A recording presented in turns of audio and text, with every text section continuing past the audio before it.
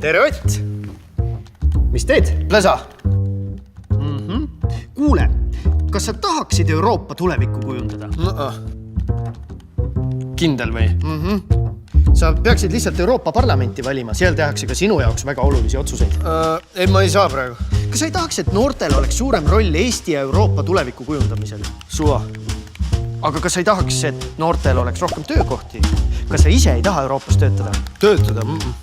No aga siis mõnes Euroopa ülikoolis õppida? Mitte eriti. Aga odavalt helistada ja netis surfata? Ja ilma passikontrollita mööda Euroopat reisida? Näiteks Portugali või ütleme Lätti? Jaa, tahan küll.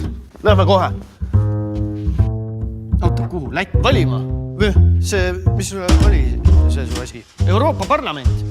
Aga see on 26. mail. Ott, kas sa kohe või sa lähed Lätti? Oota.